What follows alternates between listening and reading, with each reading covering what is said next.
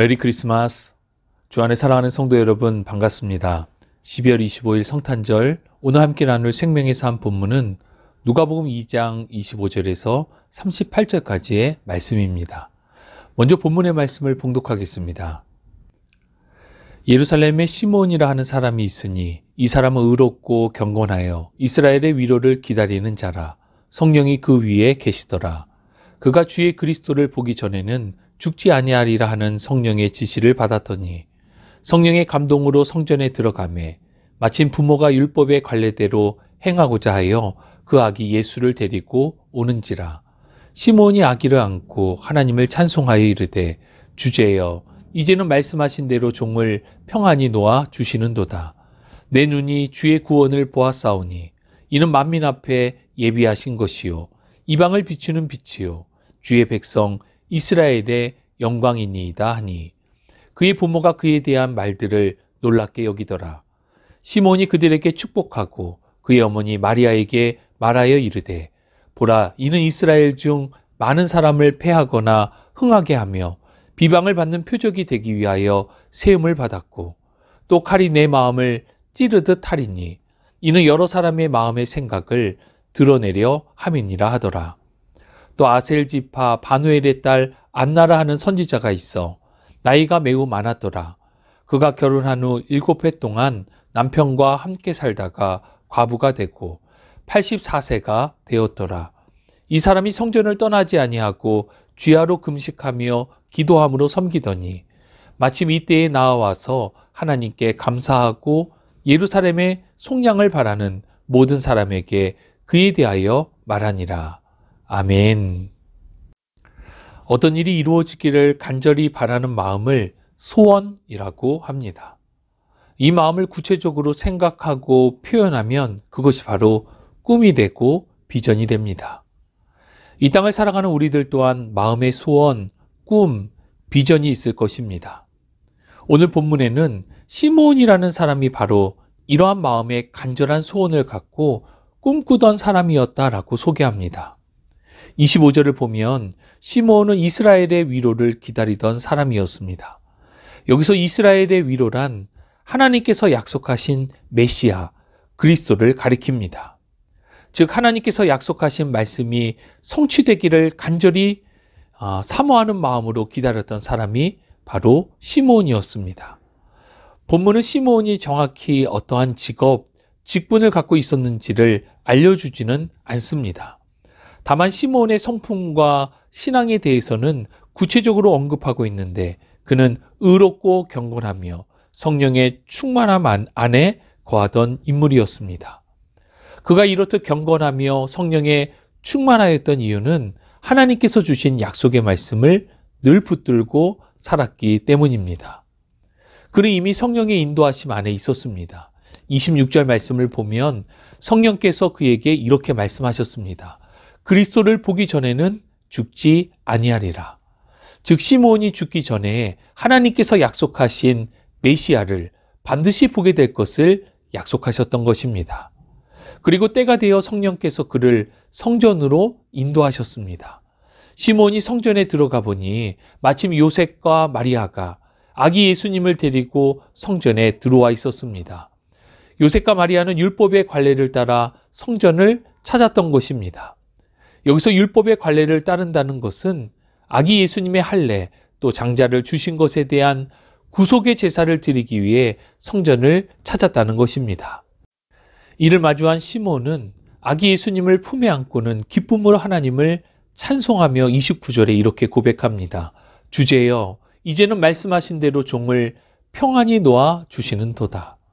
드디어 오랫동안 기다렸던 하나님의 약속이 성취되었기에 이제는 죽어도 여한이 없다는 감격의 고백입니다. 이어서 30절 이하에 고백하기를 예수님께서 이 땅에 오신 것은 이스라엘 백성들을 구원하실 뿐만 아니라 이방인을 구원하기 위해 오셨음을 고백합니다. 즉 세상 모든 백성을 구원하시기 위해 오신 구세주이심을 고백하며 하나님께 영광을 돌립니다. 시므온은 마리아와 요셉을 축복하며 특별히 마리아에게 예언의 말씀을 전합니다.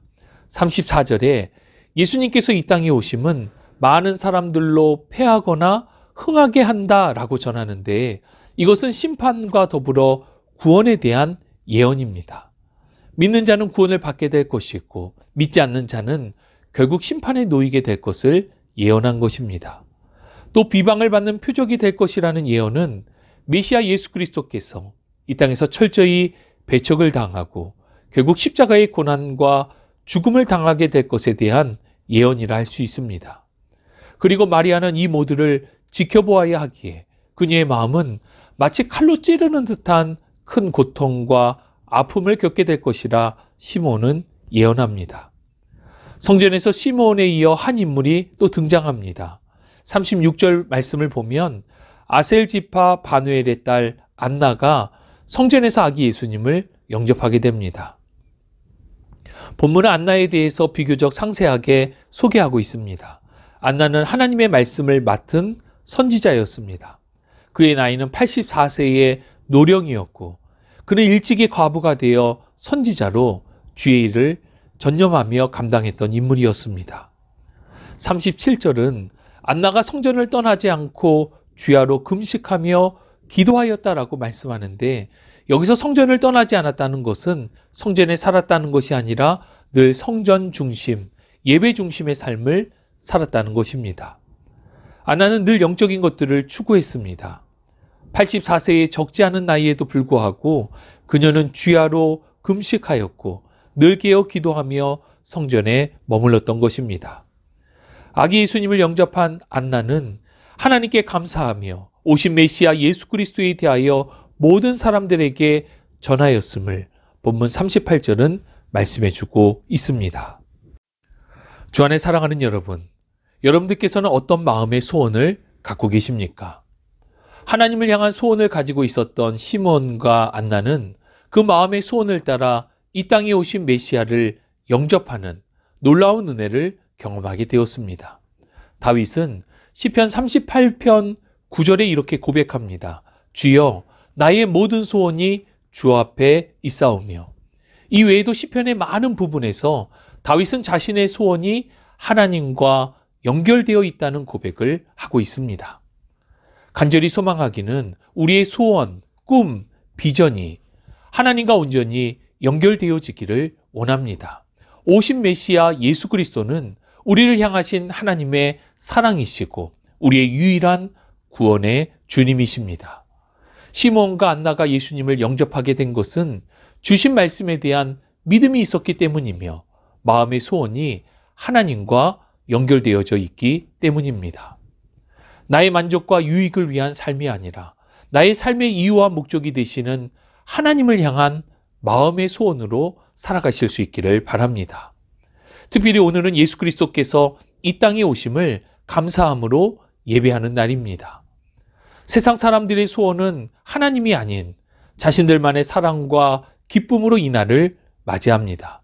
그러나 믿음의 사람은 오직 하나님께 소원을 두며 감사함으로 하나님을 예배하는 날입니다. 주신 은혜에 감사하고 하나님의 사랑과 유일한 구원의 주님 예수 그리스도를 고백하며 증거하는 복된 날이 되시기를 주님의 이름으로 축복합니다. 사랑과 은혜가 풍성하신 하나님 감사합니다.